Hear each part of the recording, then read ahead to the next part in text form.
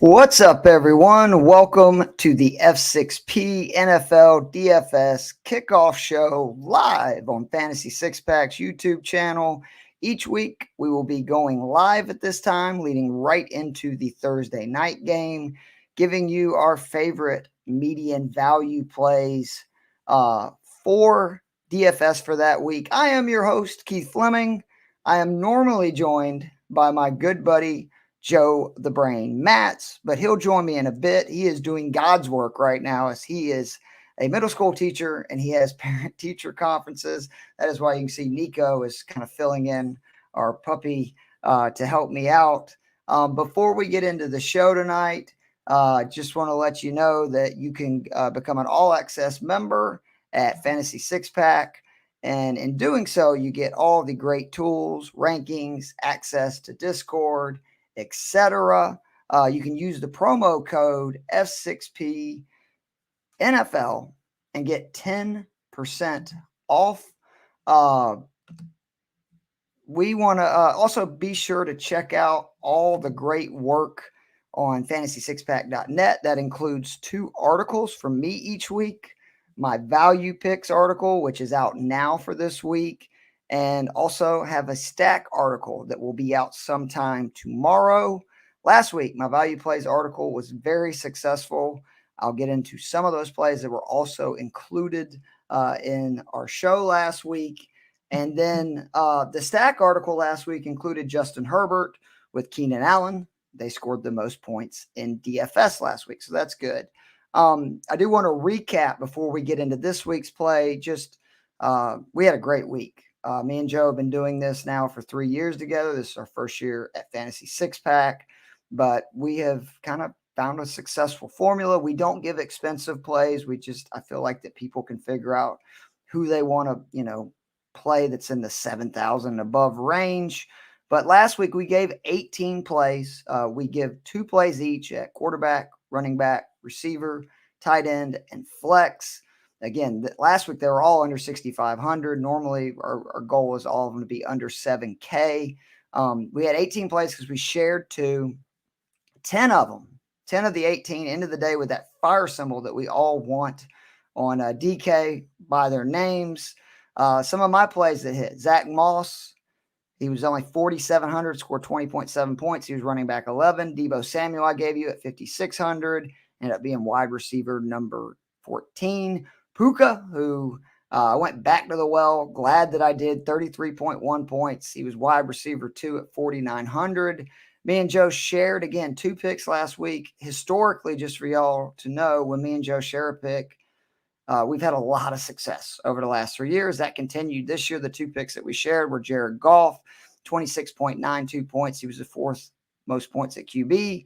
And our boy T. Higgins, who me and Joe both love very much. We told you he'd come back, 28.9 points. He was 5th most points at wide receiver. And then my boy Joe the Brain Matz, he was just throwing some smoke last week. He gave you Baker Mayfield, who I questioned at 5,100. He scored 22 points. That was a great call. Rashid White, he was running back 10 at 5,500, 21.3 points. And then the 2 big ones, Nico Collins, what a great call, 30.6 points. He was wide receiver 4 at 4,800. And then the call of the week, in my opinion, because we pride ourselves on those cheap plays, was Jaden Reed of the Green Bay Packers, who, quite frankly, I didn't even know who that was. And I do this stuff for a living. He scored 19.7 points. He was wide receiver 20 at 3,400. That was a great call by Joe. So be sure to follow all of our stuff. On Twitter, I am at Keith Flemming, as you can see in the box right there. Joe is Joe, an extra E, Matz. Before I get into the picks this week, one of the things me and Joe have kind of learned to do in refining, I think, our skills at picking DFS plays is trying to figure out the defenses that you want to attack. And when you find a defense that can't stop quarterbacks, can't stop receivers, running backs, etc., you want to hammer them because it just gives you such a leg up. I think it's still too early to say for sure that we know what defenses are really bad, but there's a couple that I want to highlight real quick that I think we just need to pay attention to. The first is, and I've got several plays that will be attacking this defense this week, but it's the Chargers pass defense Week 1, we know they gave up 400 yards to Tua, over 200 to Tyreek. That happens. That's okay. I mean, the Dolphins offense is spectacular. But allowing Ryan Tannehill to go 20 of 24 for 246 and a touchdown, and I mean, he was throwing, the ball down the field on that defense. I think this Chargers pass defense is really bad. The next is a team that we just pounded last year, which is the Tennessee Titans secondary. They gave up the most passing yards in the NFL last year, over 500 yards more than 30 of the 32 teams in the NFL. Through 2 games, it's the same old stuff. Carr over 300 yards, Herbert over 300 yards, and they've really struggled with receivers through the 2 games. In those games, the 2 receivers for their opponents that saw the most snaps, they combined for 29 receptions, 380 yards, 2 scores. The final pass defense is the Seahawks. I think the most shocking, thing from fantasy football week 1 was just the way Stafford, without Cooper Kupp and the Rams, threw all over the Seattle secondary. The Lions did much of the same last week. Again, the top 2 receivers just killing these guys. The Rams' top 2 receivers, 16 catches for 238 yards. Last week, the Lions' top 2 receivers, 11 catches, 168 yards, 2 scores. On the run side, there's some candidates that we should know, but a few that are kind of surprising to me. The first was the Rams, who were just thrashed by the Niners last week. Now, that can happen. CMC, that's probably the best rushing attack in the league. I think him and Debo combined for over 150 yards, well over 5 yards per carry. But week 1, Kenneth Walker also had over 5 yards per carry. He didn't get a lot of attempts because Seattle got down early, but it's something to pay attention to, particularly if the Bengals and Joe Mixon, the Bengals offense has been a mess. If they run on the Rams, we may have found a defense that I don't think people would think of when attacking from that perspective because of obviously Aaron Donald. But the second is the team playing tonight and why, if you're doing, single, showdown lineups, which we'll get into that at the end of the show, the Giants, man, I love the 49ers tonight. CMC and Mitchell. They allowed Tony Pollard week 1, 70 yards, over 5 yards per carry, 2 touchdowns. That would have been much worse had it not been for just the fact that they killed, and I mean killed, the Cowboys, they killed the Giants. And then last week, a lot more concerning, James Conner looked like one of the best running backs in the league, 147 yards on 26 carries, 2 scores. Again, I expect CMC to feast tonight. Wouldn't be surprised if Debo, runs all over them, especially with Ayuk being out. I love those plays of Debo, CMC, and I also like having Elijah Mitchell. They've got to get the ball in other running backs' hands. You don't want to put that much wear and tear on your star running back.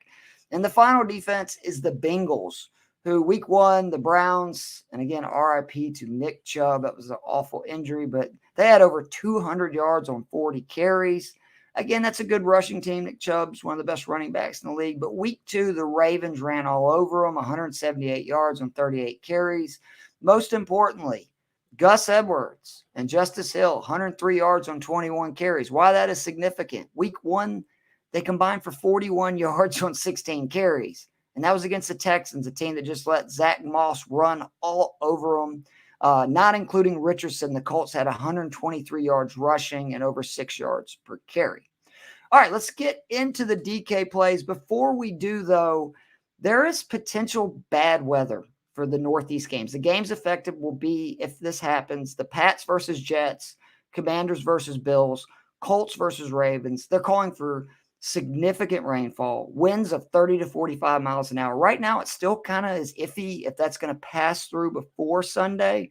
But obviously, you need to be aware of that, not just for DFS, but also for your fantasy leagues, because if that happens, you don't want anything to do with those passing offenses. Nothing. I mean, playing in that kind of weather, it's almost impossible to throw the ball.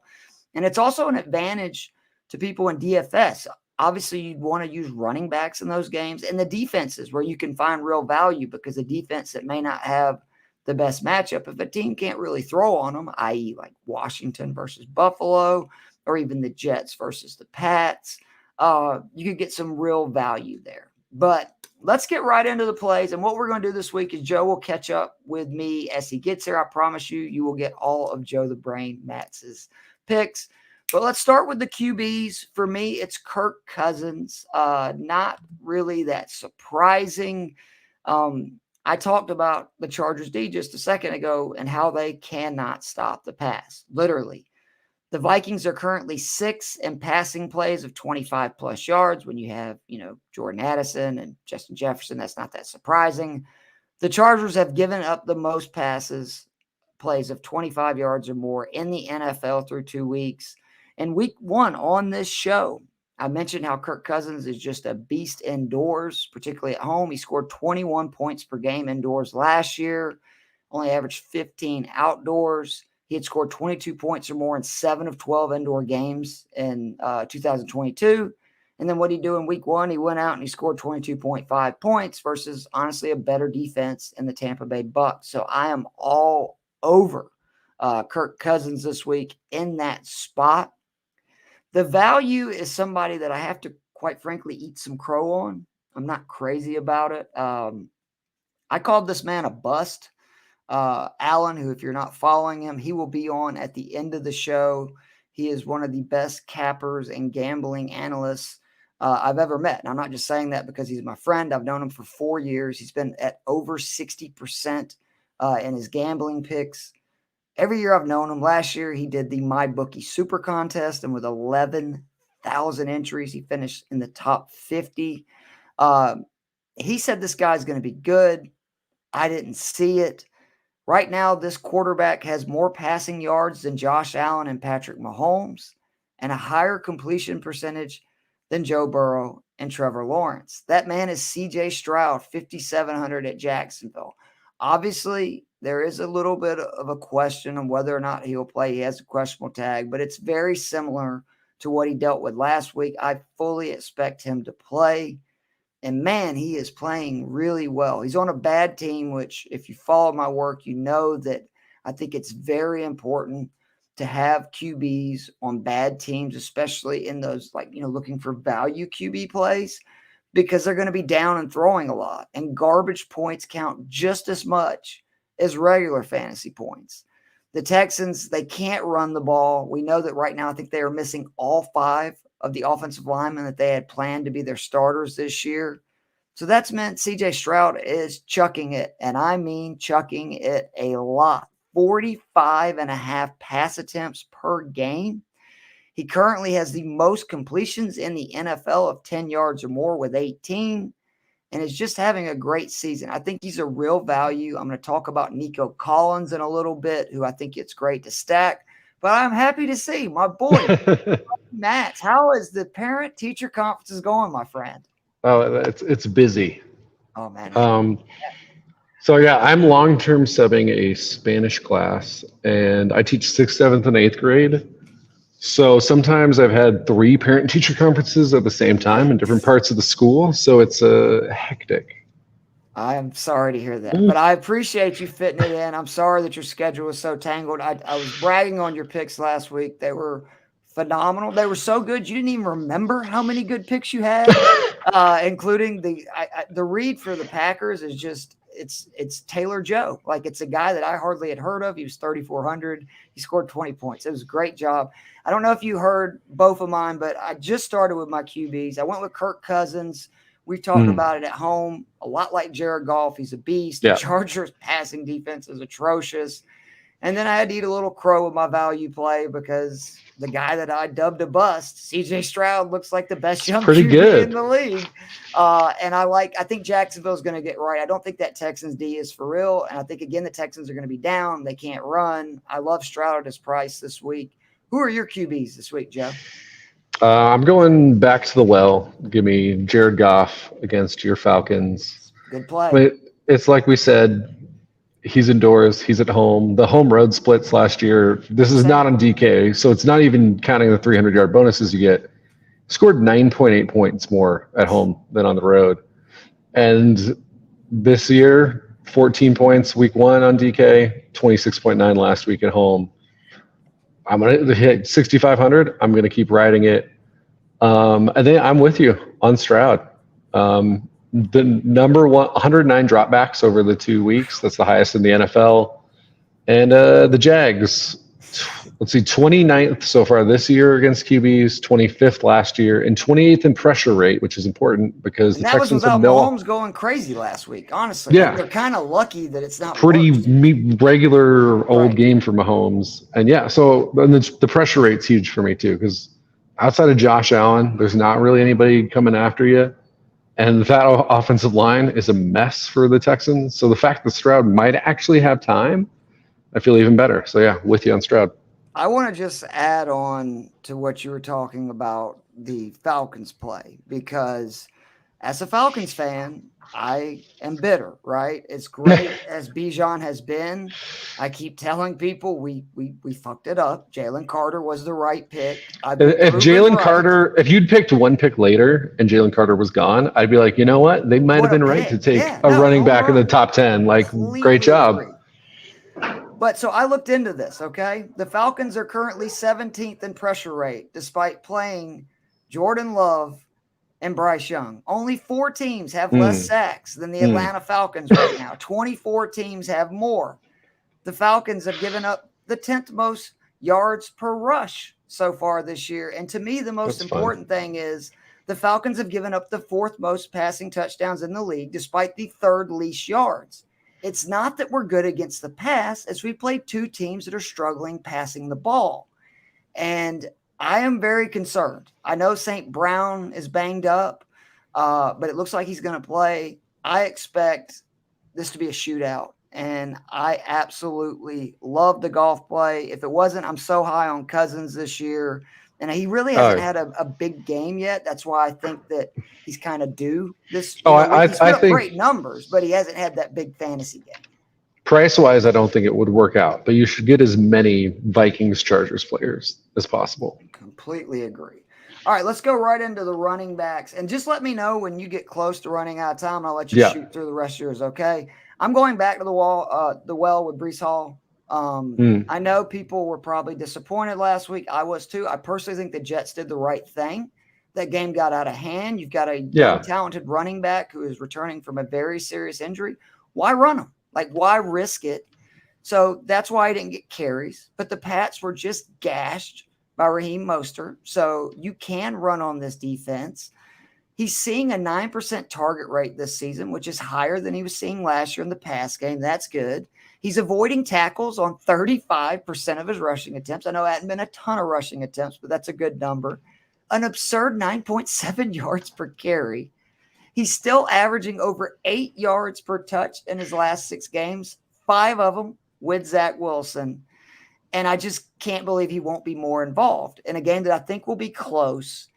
And if it's close, obviously, I think they're going to have to use him more. And the potential bad weather, I said this on my ESPN spot this Wednesday, that if the weather is like what they're predicting potentially, like 30, 45-mile-an-hour winds, boy, do I love Breece Hall on that field. And there's one thing that has been proven through his young career. When he gets 10 touches, his floor is 15 points. Literally, he has scored 15 points in fantasy in every game that he's had 10 touches in his career. So I love Breece Hall. He's my median tier play. Who is yours? I love when you mention my guy in your spiel about your guy, and that's Raheem Mostert. Another guy, I'm going back to the well. Sadly, I picked him week 1 and then not week 2. So I'm still waiting for my big Raheem Mostert day with my picks. But, I mean, he's dominating that backfield right now, which was the hope if you're putting him in your lineups, because Shane is still, he pretty much missed the entire preseason. He's a rookie. He's working his way in. I know Ahmed, not Ahmed. I don't know why Mike Tirico kept doing that. But he's banged up. I don't know if he's even going to suit up. And, Jeff Wilson still out for a couple more weeks. So ride the Mostert train. 4th in broken tackle rate right now. The Broncos, by PFF grade, have been one of the absolute worst tackling teams in the league this year. Let's see. 4th worst with a grade of 44.4. So, and he's only had 1 breakaway run, which is kind of mind-boggling considering he's averaging 5.6 yards per carry right now. And in that offense, right, with Tyreek Hill and stuff, like you would think that it would lead to more explosive runs. They're probably coming. Exactly. I think the guy's producing right now without a bunch of deep runs, which he's known for because he's one of the fastest running backs in the league. So yeah, you're in a game where I expect a positive game script. I think, it's hard to look at what Denver's done the last 2 weeks, what Miami's done the last 2 weeks, and it's going to be in Miami and not think this is a Miami game. So I think positive game script for him. I think, again, breakaway run. He's due. He's against a bad tackling team. Sign me, and still a very reasonable price coming off of the big week last week at 6,000. Yeah, it's funny. I talked about this too on the Inside Drive this week, that the pricing, it's why I'm going to talk about Nico Collins a little bit. It's weird how some guys, it takes a while for their price to go up, and then other guys will just kind of shoot up out of nowhere. And I think there's real value early in the season if you can find people that are just undervalued and keep using them until they get to the point where you have to consider it. I want to say that I had Isaiah Pacheco when I went on the Inside Drive Wednesday. I still like that play this week. He just needs touches in the red zone, which Chiefs haven't had a lot. They're scoring 10 less points than they were last year. But I love the potential upside of Kendra Miller, 4,300 at the Packers. No Jamal Williams for the Saints. They spent a third-round pick on this kid in this year's draft. He's practiced fully the last 2 days. Reports from the Saints have been saying that this kid has got the potential to be really special in this offense. I mean, yeah, you got to deal with Jones and obviously Taysom Hill. I get that. The red zone's probably not going to be somewhere where you can expect him to feast. But I think he's the most talented back in this, backfield for this week for the Saints. He's facing a Green Bay team that's 29th against running backs on DK right now in points allowed. This is the big thing. They've allowed 15 receptions for 115 yards to running backs in 2 games. What do they do on DraftKings, Joe? They give you a point, right, for every one of those receptions for running back. So I love that. Just think about how much Alvin Kamara is used, in this Saints attack in the pass game. Obviously, he's not there for another week. I just think he has a relatively high floor because of that, and especially at this price, he's a speedy back. Like it's kind of surprising. He's got a lot of the same traits as Kamara. It's almost like they were kind of planning for maybe Kamara not to be a Saint for too much longer. And so let's say he breaks a big run and say he has like a 30, 40-yard touchdown and catches 4 or 5 passes at 4,300. You are going to be absolutely stoked. I have him in a lot of lineups this week because 4,300 for a running back with potential upside. I love that anytime I can find it. Yeah, I felt very strongly about almost going with both of those guys. I think anytime we can play people against the Bears, it's a very reasonable call right now. Or the Packers. Or the Packers. And especially at that price point, I mean, the risk is what exactly his usage is going to be. But, yeah, if I'm betting on someone in that Saints backfield this week, it's him. So I like that. I went with Josh Kelly at 5,400. I know he got stuffed a lot last week, but that's the Tennessee Titans. Yeah. That's, well, we know what the Titans are. You don't want to run against them. You want to throw deep. Keenan Allen, huge game. Josh Kelly, bad game. No surprises there. Mike Williams had a good game. Hey, Mike Williams, it's good to see you. Mike Williams is back, hopefully. Consistently, actually, is really what we need to see there. Exactly. So with Kelly, week 1, super productive, subbing in for Eckler when Eckler got banged up.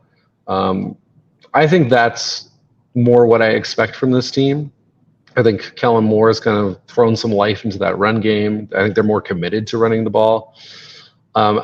We just saw this Minnesota defense get absolutely gashed on the ground. DeAndre Swift looked like Walter Payton, man. It was crazy. Yeah, one of if anyone's been listening to us at our previous stops, they'll know I love to use Football Outsider stats. Football Outsiders no longer exists, but all those guys have now gone to FTN Fantasy. And one of my stats that I love, granted, as with all stats 2 weeks in for teams, grain of salt, but adjusted line yards, which just tries to measure what you're consistently getting from line versus line in the run game. And so far this year, the Chargers rank 4th in that stat on offense. Wow. And the Vikings rank 30th on defense. So to me, that's just telling me the Chargers, even that's despite getting shut down last week. That's how good they were week 1. So I think that offensive line is playing at a higher level than we've seen, especially last year when they were missing their best offensive lineman. Yeah, I think that Minnesota defense is a disaster all around. Yeah, the fact that he's one of the few guys you can get at a relatively cheap price in this game just makes him an even heavier play for me. Well, I appreciate Dap Scout saying there needs to be a dog in every episode, because you will find that a lot of episodes there is a dog. Nico, as you can see, is rotten. I mean, he's literally like, he won't even lay down. He's just like, Daddy, pet me. You got to love dogs like that. Before we get into the receivers real quick, I do want to ask you, what's up with Herbert late in games? He's had 2 shots to kind of finish a game and failed. Yeah, that's true. And I know a lot of people say he's the best, one of the best quarterbacks in the league. Like, I get the numbers and everything suggested, but why can't he seem to close? I think it's just one of those things that happens. I mean, that's fair. I think you go back to the last game of his rookie season where he converted like 4 or 5 fourth downs on one drive. The longest 2-minute drive in NFL history. Yep. So, yeah, I think, some guys, if you do stuff early, then I feel like we give you grace. Like Tom Brady could go 8 years, whatever, was it 8, 10 years between Super Bowl wins?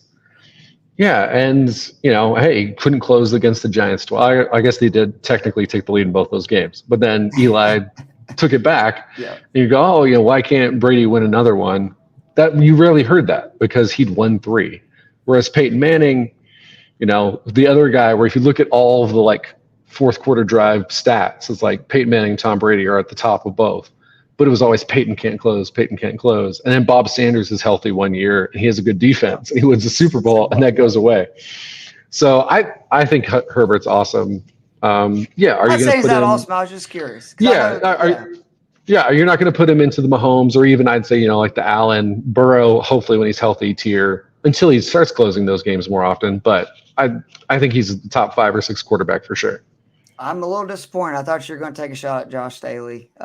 You didn't, so that's all right. Well, I mean, Staley's problem is he runs the defense. And the defense is very, very bad right now. Like Kellen Moore is trending to be the coach of that team next year right now. So 32nd defense, 3rd in offense, to your point. All right, wide receivers. Do you have Jordan Addison this week as well? I'm trying to look at what I landed on in the end, because I strongly was thinking about him. Let's see, let me count him. He is not on my list. He'd be my 5th guy. If he'd be my 5th guy, my alternate guy. So he's definitely my receiver. He's my favorite play this week. 5,500. I talked in the opening how bad the Chargers pass defense is this year. They're facing a Vikings team that, they're 0-2, but they've had no issues moving the ball, especially through the air. Obviously, Addison deserves a big part of that. I know Jefferson obviously is the biggest share, but Addison, he scored in both games this season, scored 16 points or more on DK in both. He's, I think, proven to be an upgrade to Adam Thielen, which I think people were kind of disrespecting what Thielen was. He was a really good receiver. What I like is they're seeing more volume. He saw 5 targets week 1, had 72 yards. Second game, he saw 6 targets, had 61 yards. The Vikings have not been able to run the ball, which is a good thing for, obviously, if you have Vikings receivers or pass catchers, their QB. And the Chargers secondary, they've allowed 9 different receivers already to catch a pass of 18 yards or more. 4 different receivers to catch a pass of 29 yards or more. And Jordan Addison has a 39-yard touchdown reception in week 1, a 63-yard touchdown reception in week 2. I'm going to be shocked if he doesn't have at least one play of 30 yards or more. And honestly, I'm going to be shocked if he doesn't score in the 3rd straight game. And it would not be surprising at all if the Chargers' number 1 goal is we're going to take away Justin Jefferson. And I think that could be very bad news for anybody playing Jordan Addison this week, because that dude is electric. And Cousins is a good deep ball passer now. So I love Addison 5,500.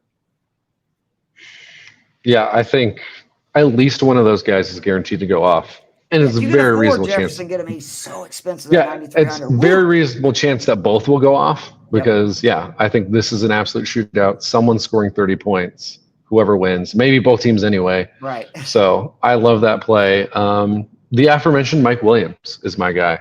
I like it. I actually have very similar breakdowns on both of my receivers in the mid-tier and the lower tier, and that's that Mike Williams is facing the Vikings, of course. The Vikings have played zone 92% of the time this year. That's the 2nd highest rate in the NFL. Mike Williams, this is from this season. So only 2 games, but so far 1.05 yards per route run against man, 2.12 versus zone. Wow. So he's literally doubling his numbers right now. And I mean, he's too expensive for this tier, but Keenan Allen also has very hard splits towards he's torching zone right now. He's in the CD Lamb role too, which I think people haven't figured out yet, including DK pricing. And that means, further routes, like more routes down the field. And he's just such a good receiver when he's healthy. He's automatic for like 15 to 20 points every week. Yeah. So I'm just looking at those breakdowns. And then, I mean, also now going back to last year in Player Profiler, win rate versus man last season, 35%. His overall route win rate, 44%. So Mike Williams, much better against zone, facing a heavy zone defense. And then I'm just going to hop real quick into my other guy, because Zay Flowers, he's the top guy in this offense. I was a believer in this switch to Todd Monken's offense. I assume you were too, being a Georgia guy.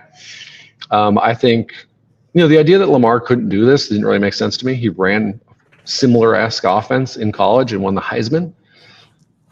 So we're seeing that. And then Flowers again, 2.4 yards per route run versus zone right now. The Colts, 91% zone. That's the 3rd highest in the NFL. So that's another matchup. I want to give you one other thing to back this up. Do you know what Colts have allowed to wide receivers this year? 2 games. Oh, it's bad. It's bad. 37 receptions for 501 yards and 4 touchdowns. You need to make sure the weather is not a factor, but if it's not, Flowers was one of my flex plays, and I will be trying to put other Ravens receivers in there because, I mean, it is unbelievable how bad Indy has been. I mean, 37 receptions, 500 yards in 2 games. It's unbelievable.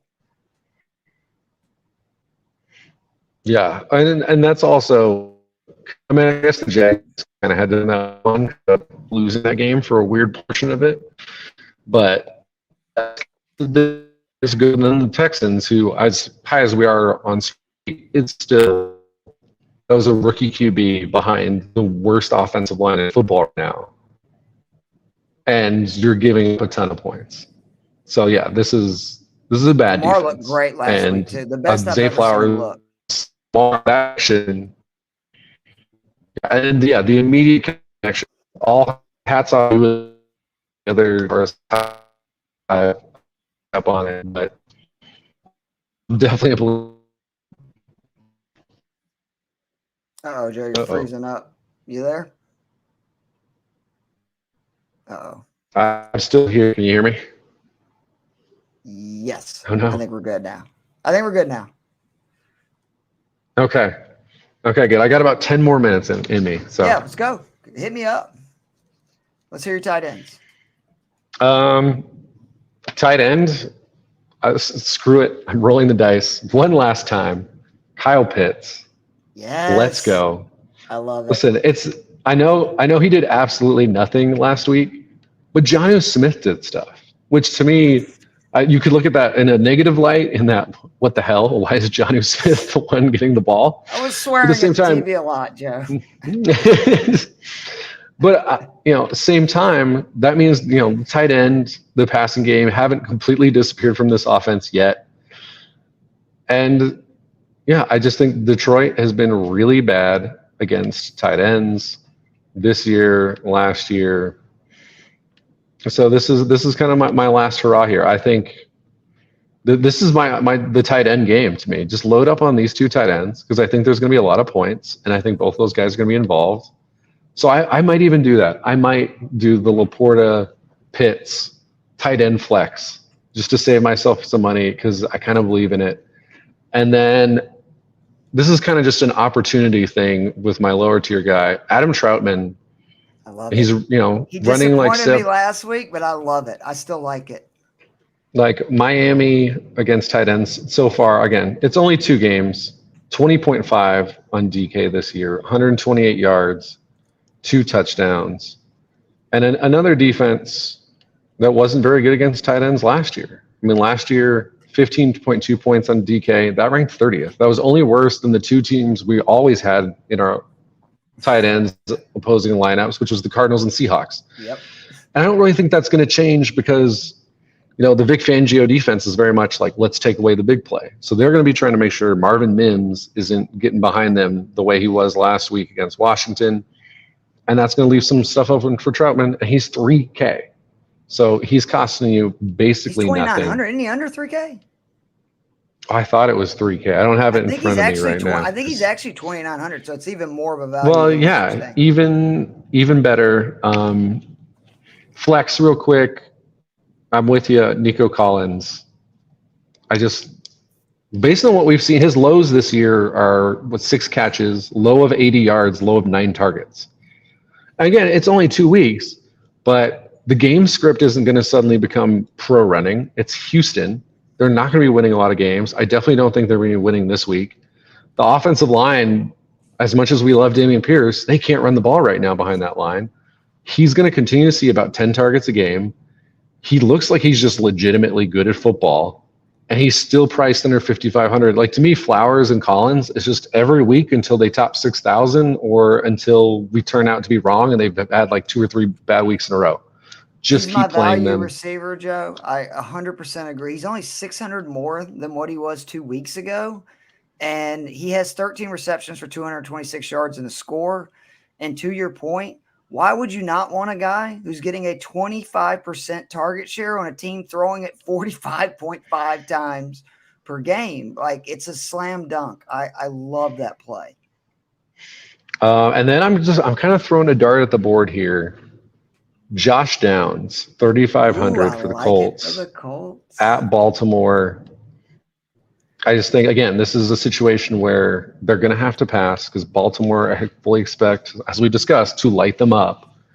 I think he's better than Alec Pierce. He's still the number 3 receiver currently in this offense, but that's based on how often he's on the field. Because you look at the stats, he's outproducing Pierce already. You like him more if Minshew plays or Richardson? Just out of curiosity. I would lean Minshew just because I think there's going to be more pass attempts. Yep. And I think that's just more opportunity. But, if Richardson plays, that opens you up. It opens you up more for like a deep ball that gets you 50 yards and a touchdown in one stroke. So I think either one works. I'm not out either way, but I do like Minshew a little bit more. And you go ahead. I actually haven't looked too hard at the defenses yet. I'm going to see if I can figure out the defense I love before I leave here. You got it. So Collins was my, again, value play receiver. Yeah. The tight ends, Sam Laporta, I keep telling people the Falcons are bad against tight ends. I know last week Musgrave didn't quite, get what we've seen, but Laporta, he's seen 11 targets in 2 games, at least 5 in each. 17% target share, which is really impressive. Through 2 weeks, 3rd highest PFF ranking among tight ends. Last week, he was 1st in catches for first downs among tight ends, 2nd in forced missed tackles. We could be without Amon-Ra St. Brown. Best case, he's limited.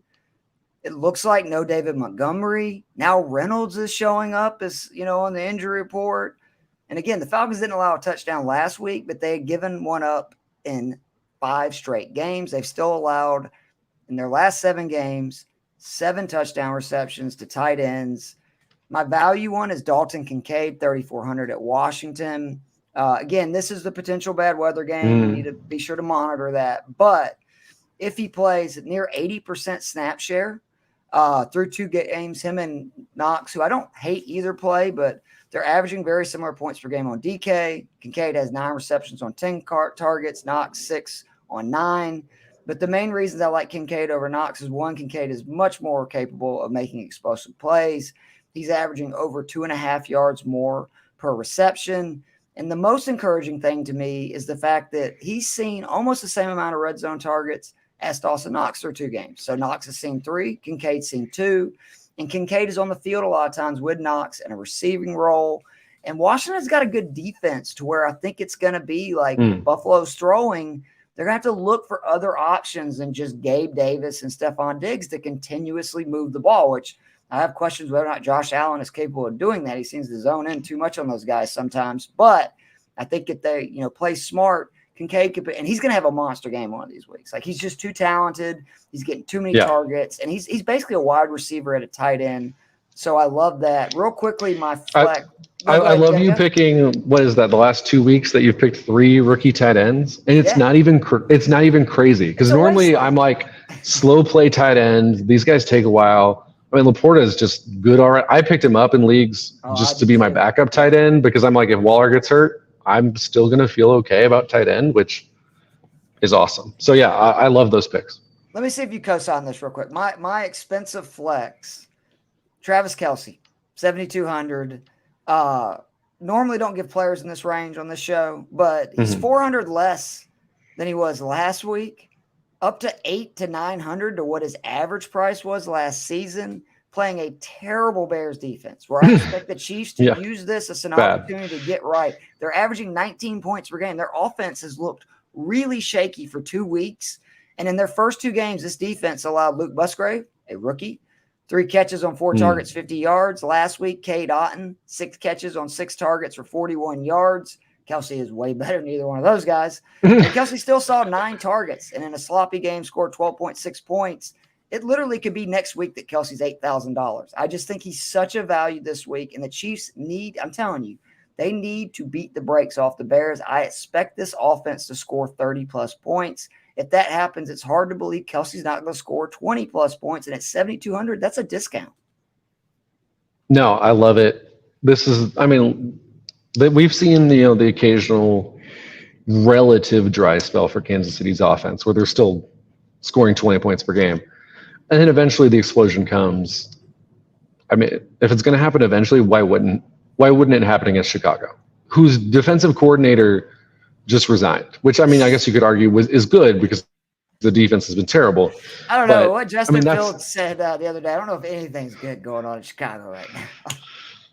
Yeah. So again, all the more reason to just say, hey, yeah, a relative buy low opportunity for Travis Kelce. Sign me up. I love that pick. Defense. Yeah. I mean, the obvious defense to me is Buffalo at 2,900. I mean, listen, I know Sam Howell has been surprisingly good for the most part. Like, he can make the throws. He's still a guy who dropped to the 5th round, is in his first year starting, takes a lot of sacks. Did that in college, is still doing it now. He's going to take some sacks. I mean, I'm assuming Buffalo scores a reasonable number of points. You force Howell to throw. And I mean, hey, it could end up like the Denver game where forcing Howell to throw doesn't work out for you, but you have a defense like this where you got Matt Milano just Randy Mossing people to get interceptions. I'll take the bet on them. And if you want to go cheaper, I actually don't hate Washington for $300 cheaper because, listen, I think Josh Allen probably plays another really good game like last week, but there's always a chance he has the game like week 1 where he has to go a little off script. He feels like he's got to force it. And this is a pass rush. Hey, Chase Young's healthy now. They're fully ready to go. There could be opportunities there. So I would strongly favor hopefully having the extra 300 to get Buffalo. But if you got to do Washington, not the end of the world. How about the New York Jets 2,800 versus New England? That's the one I keep circling. Yeah, I would say if it's a difference of $100 and you have it, I would say go Buffalo. If you need to save that 100, I'd feel pretty good about a very good defense against a shaky Patriots offense. I mean, Mac Jones tends to move the ball eventually, but he also throws a reasonable number of picks. So I think the Jets are so good at home. You know what I mean? Like, I think that home crowd, like we saw it week 1 against Buffalo, like they kind of willed them to victory. And if the weather's bad, again, that's the home run. That's all the more reason to go. Yeah. So I'm with you. I think that Buffalo and the Jets, hammer it. I know you probably got a Jet because you got to finish up your. I do. I've still got a few more. Well, you're doing God's work. I said it earlier, Joe. I mean that, dealing with middle schoolers and their parents. But I appreciate you, one of the smartest dudes in fantasy. And we're looking forward to having you on for the entire show next week, buddy. Yeah, likewise. Later. Take care. All right. Thank you so much, Joe the Brain Matz. The only play that I did not mention during them was the value play. And Joe mentioned them, but it's Zay Flowers, 5,400 versus the Colts. Again, that's a potential bad weather game. So you need to be sure to make sure that it's not 30 to 45-mile-an-hour winds and rain, because I would not recommend it. But 15 targets through 2 games. He scored double figures in DK on both. 28% target share. That's second among rookie receivers to only Puka, who's getting like arguably the biggest target share in the NFL.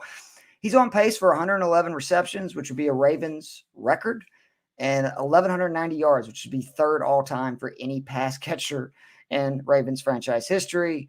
And then again, I can't say this enough. If the weather is not bad, the Colts are so bad against wide receivers right now through 2 games, 37 receptions allowed, 501 yards, 4 touchdowns. Go get Baltimore receivers if, again, the weather is not bad. Okay, each week before we get out of here, we always talk about the showdown lineup for the game, which tonight we know is the Giants without Saquon Barkley, sadly, versus the Niners, which we found out without Brandon Ayuk. I've been conflicted and going back and forth. Obviously, just like what we recommend on this show, if you're doing big pools, you got to take bigger swings. If you're like me and you do a lot more cash games, which are with groups of friends and stuff, you don't need to take as big of a swings. So before we get into Alan, my man is in here, and I want him to come on in. What's up, Alan? What's up, man? I'm turning the camera to the side. I'm trying to make it look normal. Dude, you're all good. I appreciate you coming on here. I literally just got into the 49ers Giants game. You are one of the best cappers, and just your knowledge about the NFL, I think, is out of this world. Why don't you kind of give me a breakdown, and then I can kind of help figure out my showdown and your pick too for what are you seeing tonight? What are you looking at? I just took a lighter stance with this game. As a Niners fan and somebody who's been getting the alerts, doesn't seem like they're not desperate, basically. Like there's talks of them pulling back on McCaffrey, Ayuk sitting out. At this point, I'm under the impression they're just going to try to win the game and get out of there without any major injuries.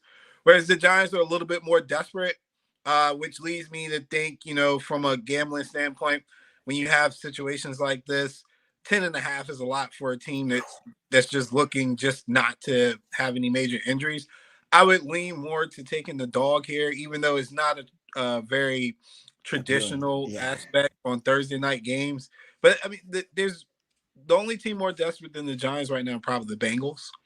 So I would expect them to play as hard as they possibly can. And then, like I said, the Niners just, get the win, get out of here. If you cover, you cover. So I did more props tonight.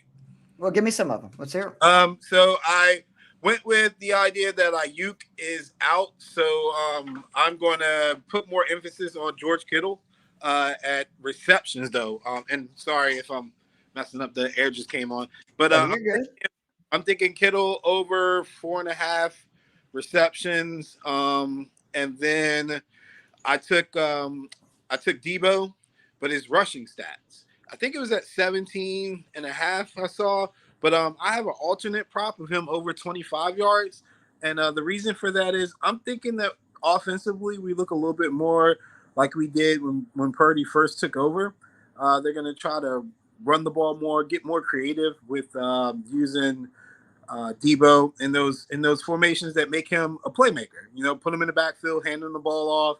I think it's a good day to try. If you can find a prop for a Debo rushing touchdown, throw that in there. I got a Brock Purdy first to score prop. It's like 15-1. Brock Purdy to score anytime is 5-1. Does that mean passing or rushing, or does it matter? Yeah, either. Okay. Well, no, I think it's if it's first time scorer, it's got to be rushing in there. So, okay. Yeah, they're not going to count it if he throws it. So I'm thinking, at some point he might quarterback sneak or because if you're scheming it, Wink likes to throw a lot of pressure. That's one thing that makes me happy about Kittle too. He's a cover zero, I'm going to throw the kitchen sink at you type guy, and it'll leave a lot of one-on-one matchups. And if you're under pressure, you're typically going to look for your tight end in the Shanahan system. Word to Tony Gonzalez and all those other guys that have come through. So I like a lot of Kittle, a lot of Debo tonight. All right, then for doing a showdown lineup, Do you like including Elijah Mitchell? Do you think he gets enough carries to warrant being in your lineups? I think he might get enough carries. But the problem with Elijah Mitchell is his vision. That's why that's why we went out and shopped for a guy like Christian McCaffrey. And I know people probably like, but it's Christian McCaffrey. We gave up on Christian McCaffrey. And the Niners, between Matt Breida, Jeff Wilson, Mozart, all these guys, we've had guys that could give us production enough that we didn't need to go out and get somebody like Christian McCaffrey. But Elijah Mitchell, for all his talent, just he doesn't have the vision that those guys have. And I mean, you see what Raheem's doing out in Miami right now. Balling. So, and Breida's on the Giants.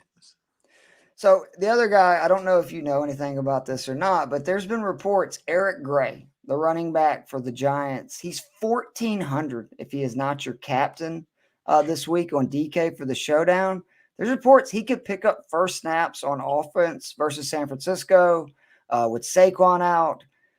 I'm definitely recommending. He's a 5th-round pick out of Oklahoma. I know you're more of a college guy than I. What kind of talent do you think Eric Gray has? What kind of running back is he? From what I recall, he's a finisher. Doesn't come off like like Adrian Peterson or anybody like that. But if you look at the backs for Oklahoma and their running style, they're all pretty much the same. Like they've got bursts and they're going to finish runs. They're not the finesse backs, shifty backs that you see in space. They're just downhill guys. And so I think that, if you're looking at it from a standpoint of somebody's got to run the ball. Right. And Saquon's a huge part of that offense. So and they want to keep the ball away from, like, they want to shorten this game, wouldn't you think? Yeah, you want to shorten the game and you want to put some pressure on that Niners pass rush because you don't want them pinning their ears back. So I think I think it's a good play to take a shot on him. Also, Bronny Bell, man, keep an eye on him. So we just got a question from somebody and I know fantasy, you're more of real NFL. That's why I love you, but you help me so much with my fantasy plays. Are you high enough on Kittle? Like I definitely would either go with Kittle or Waller over McLaurin just because I think those are better offenses. They're the definite focal point of those offenses, especially with Ayuk being out. If you had to pick Kittle or Waller for fantasy this week, which one would you lean towards? Kittle with Ayuk being out? If I had to pick, I would still go with Waller. Okay. I feel like he's going to get more targets. Kyle will dial it down and will look like a primary rushing offense if we have to. More so than like Waller's going to get his targets in this offense, especially with Daniel Jones. If they get down, and if you're looking at it from that aspect, the team most likely to get down and have to pass will be them. But are we talking about Scary Terry? Yeah, you like Scary Terry this week a lot? Because the thing I worry about is the weather potentially being bad. Yeah, that would be. And you're kind of stuck with them, Yeah, that would be the only thing I would worry about is the weather. Because if Howell wants to throw him the ball, he's always open. I'm serious, and I'm not as high. He made some good throws last week too. Howell did. It was actually really impressive. Yeah, and I'm not as high on the Bills as everybody else. I mean, if you look at they've had 2 games, 3 games, 2 games. So Garrett Wilson got off on him a little bit. And so did Devontae until they tried to assassinate him. I think what's most impressive is Shane has a team with all 3 of those dudes, which I'm like, and he's having to figure out which one not to start. It's like, what a loaded team. Yeah. So for tonight, for my Showdown lineup, and again, I am still getting into showdowns. I'm really a cash game specialist. I don't try to do the big tourneys. So I have a couple with groups of 10, 20. I'm going with CMC as my captain. I know he's super expensive, but I just think that this Giants run defense has been just awful thus far this season. I think he does enough, even if they limit his carries to warrant that price. I'm going to have the 49ers defense because I think if they get up early, they can apply pressure. We know Daniel Jones will turn the ball over. You've talked me into putting George Kittle in that lineup because I do think with Ayuk out, this is going to be the game where he gets a lot more volume. I couldn't afford Debo and then also have Daniel Jones in my lineup, which I really wanted to include. And then I had to have some throw it against the wall. And if the Giants are down, Jalen Hyatt has been really impressive. I know he hasn't got a ton of snaps, But I've always, read that Daniel Jones is actually a good deep ball passer. Obviously, Jalen Hyde is the best deep ball target I think it's safe to say he's had. And the 49ers can give up points to receivers in fantasy. I know that, they're usually up, and that's what causes it is, they just teams get into sling mode. And then again, I'm putting Gray in there just because he's so cheap. He's 1,400. Again, allows me to put CMC as my captain. And it's one of those games that I'm counting on CMC, scoring 15 to 20 points with the 1.5. He's going to have, in that case, like 30 to 35 points, and then just kind of hope the rest fills that in. Anything there you think that's problematic? No, not really. I think high is he's a good spot because we don't do well with speed. That's one thing I don't think people understand. And I don't count us slowing down in the Dolphins to an extent because they're running our offense. So that's different. But if you had them in a different system with Hill and those guys, I mean, Tyreek used to torch us when he was in Kansas City. Yep, and then you didn't even know he was on the field when he was with Miami because our offense, we know that play, So that's a little skewed. So I think Hayek could definitely get off. I'm not a big fan of, especially if they move him around and keep him in the slot position. I'm not a big fan of our safeties covering deep, and not a big fan of us playing man to man with somebody with that kind of speed. So if he had a big game, I wouldn't be surprised, and I wouldn't be surprised if we didn't cover because again, there's not. Like, it's a long season. Niners have a history of injuries. We just saw half the Cowboys get hurt in practice. I'm pretty sure everybody's thinking about it. Like, how do we stay healthy and maintain a good enough record? Like where's that middle ground? Because we don't want to go too hard. What did you teach me? You want to go 3-1 every 4 games, right? You break it up into quarters. You go 3-1, you are golden. Yeah, and I mean, it's just I don't want to be the person saying we won by 25, but we lost Debo. Right. I'm cool with losing by 5. I'm cool with winning by 5. I don't want to lose players. For me as a Niners fan, that is the most valuable thing we have is health. All right, before you get out of here, because I want to sing your praises. I've been telling people for forever. I've known you for, I think, 4 years now. You've been over 60%.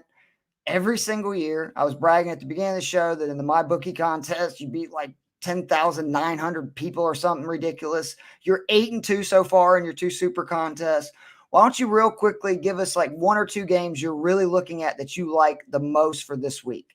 A kind of sharp play. I like the Bucks to cover, and I'm gonna try the money line. I know it's not a popular play, but I still think the market is overvaluing the Eagles by a point or 2.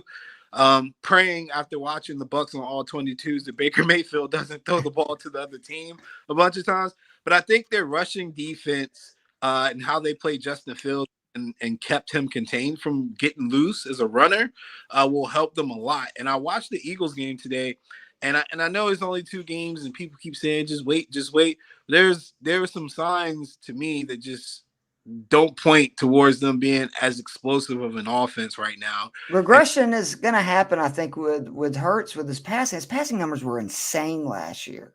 Yeah, the system was different last year. That's fair too, yeah. I noticed that like watching 2 games immediately stood out. They don't do the RPO anymore. I'm not sure if that's intentional or what, but that's what I would consider a risk-reward type play.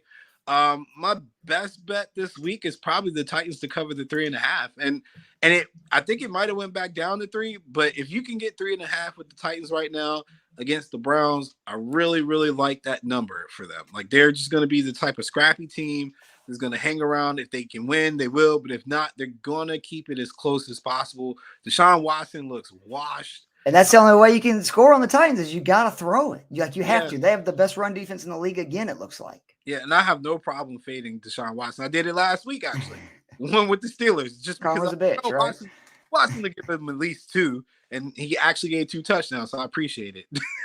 All right, Alan, tell us where we can find all your work before we get out of here. You can find me on Twitter at ActivityLazy85 or in the IBN Sports group, but you got to join the All-Stars or Fantasy Six Pack. Obviously, I do content for them every Tuesday. I only got like 30 views. I don't know where you guys are going, man. I'm 80% for the season. Hell? Yeah, no, what is up?